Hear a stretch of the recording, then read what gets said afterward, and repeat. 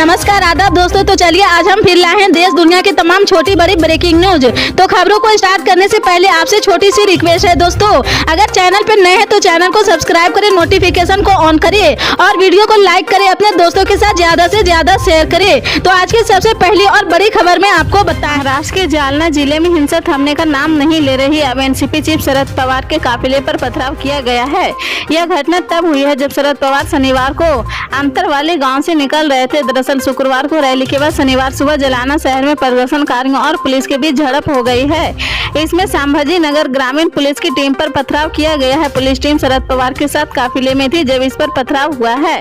पथराव में पुलिस की गाड़ी का पिछला शीशा टूट गया है। ग्रामीण पुलिस बल के डीएस देवदत्त भावर की कार में भी तोड़फोड़ की गई है। बता दें कि महाराष्ट्र के जालना में मराठा आरक्षण की मांग को लेकर शुक्रवार को हिंसा हुई है।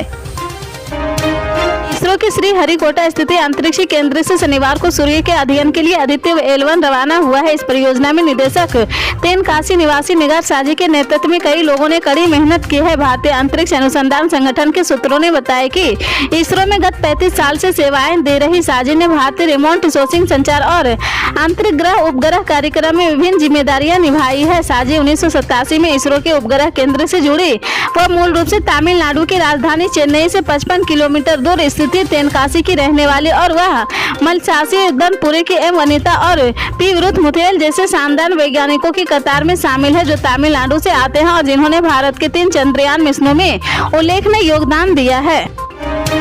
एनडीए के खिलाफ साल 2024 में होने वाले लोकसभा चुनाव में लड़ाई लड़ने के लिए विपक्ष ने इंडिया अलायंस बनाया है। इसका पूरा नाम Indian national development inclusive alliance यानी भारतीय राष्ट्र विकासवादी समावेशी गठबंधन है। अब तक इस गठबंधन में 28 पार्टियों में शामिल हो चुकी है। विपक्षी गठबंधन इंडिया की तीसरी बैठक 2 दिन तक मुंबई में हुई है। इसमें गठबंधन में शामिल पार्टियों के 63 नेता शामिल रहे। अब इस गठबंधन में उन जन अधिकारी पार्टी यानी जाप ने भी शामिल होने की इच्छा जाहिर की। पटना में जाप प्रमुख पप्पू यादव ने कहा कि मैं इंडिया में शामिल होना चाहता हूं, इसके लिए नीतीश लालू तेजस्वी के पैर पकड़ने को तैयार हूं। पप्पू यादव ने कहा कि इंडिया में शामिल होना चाहता हूं और मैं नीतीश लालू जी के पैर पकड़ सकता हूं। मुझे शामिल कीजिए, कहिए तो तेजस्वी का पैर पकड़ लूं। अमेरिका में एक बार फिर कोरोना वायरस अपने पांव पसार रहा। हाल के दिनों में कोविड के मामलों में तेजी से वृद्धि दर्ज की गई है। इस महीने की शुरुआत में रोग नियंत्रण और रोकथाम केंद्र के न्यूनतम आंकड़ों से पता चलता है कि एक हफ्ते में कोविड से संक्रमित होने के बाद अस्पताल में भर्ती होने वाले मरीजों की संख्या में 19% बढ़ोतरी हुई है। इसके साथ ही कोरोना के कारण होने वाली मौतों में 21% से अधिक की वृद्धि दर्ज की गई है। की योगी सरकार की ओर से कई जन कल्याणकारी योजनाएं संचालित की जा रही। इन्हीं में से एक है अंतरजातीय विवाह योजना। यूपी सरकार अंतरजातीय विवाह को बढ़ावा देने और 2 जातियों के बीच भेदभाव दूर करने के लिए आर्थिक सहायता भी प्रदान कर रही। तो आइए जानते हैं कि योजना के तहत क्या क्या लाभ मिलता है, कैसे इस योजना का लाभ उठा सकते हैं। अंतरजातीय विवाह योजना के तहत अगर कोई स्वर्ण जाति का दलित से शादी करता है तो इसे योजना का लाभ मिलेगा। इसके तहत सरकार लाखों रुपए की आर्थिक सहायता प्रदान करती है। डॉक्टर अंबेडकर फाउंडेशन के तहत अंतर्राज्यीय विवाह योजना का लाभ ले सकते हैं। छत्तीसगढ़ की राजधानी रायपुर में एक रैली को संबोधित करते हुए कांग्रेस नेता राहुल गांधी ने आरोप लगाया कि भारतीय जनता पार्टी और नरेंद्र मोदी हिंदुस्तान के 2-3 अरब पत्नियों के लिए काम करते हैं। उन्होंने कहा कि भारत के प्रधानमंत्री अडानी पर जांच नहीं करा सकते हैं क्योंकि जांच के बाद नुकसान अडानी का नहीं बल्कि किसी और का होगा। कांग्रेस नेता ने बताया कि दुनिया के 2 बड़े अखबारों ने लिखा था मोदी जी के करीबी अडानी ने हजारों करोड़ रुपए हिंदुस्तान से बाहर देशों में भेजा है, फिर स्टॉक मार्केट में अपने शेयरों का दाम बढ़ाया है और उन पैसों से अडानी ने आपकी पूंजी खरीदी है। आपसे कहना चाहता हूं कि मध्य प्रदेश और तेलंगाना में आने वाली सरकारें अडानी की नहीं बल्कि गरीबों की सरकारें होगी। मानसून की बेरुखी से सोनभद्र में सूखे के हालात पैदा हो गए। अच्छी बारिश का इंतजार कर रहे किसानों को झटका लगा। सितंबर का शुरुआती महीना चल रहा है, अब तक खेतों में धान की रोपाई होने चाहिए थी। कृषि अधिकारी हरिकृष्ण मिश्रा ने बताया कि 16,000 हेक्टेयर खेत में धान की रोपाई हो गई है।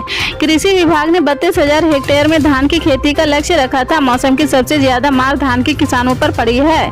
बारिश नहीं होने से किसानों के सामने रोजी रोटी का संकट पैदा हो गया। उन्होंने कहा कि मौसम विभाग की भविष्यवाणी सही नहीं साबित हुई है। बारिश की कमी का असर खरीफ की फसलों पर भी देखने लगा है। अन्य स्रोत से सिंचाई के कारण किसानों को खेती का सौदा महंगा साबित हुआ है। घरों में रखे अनाज और नकदी खाली होने के बाद कर्जदार हो गए हैं। राजस्थान के प्रतापगढ़ जिले के धैर्याबाद के पहाड़ गांव में हुई घटना को लेकर सीएम अशोक गहलोत के काफिले को बीजेपी के पदाधिकारियों और कार्यकर्ताओं ने काले झंडे दिखाए हैं। गहलोत सरकार पर बीजेपी ने जमकर निशाना साधा।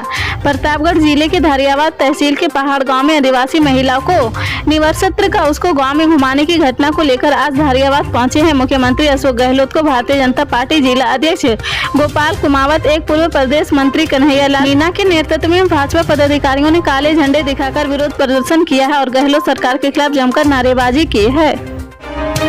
दिल्ली में एक बार फिर लॉकडाउन जैसी स्थिति होने जा रही। भारत G20 शिखर सम्मेलन की मेजबानी के लिए पूरी तरह तैयार है। 8 से 10 सितंबर तक दिल्ली की रफ्तार थम जाएगी। G20 सम्मेलन के चलते दिल्ली के मुख्यमंत्री अरविंद केजरीवाल ने 8, 9 और 10 सितंबर को छुट्टी घोषित की है। इन दिनों में दिल्ली सरकार और MCG के सभी दफ्तर बंद रहेंगे।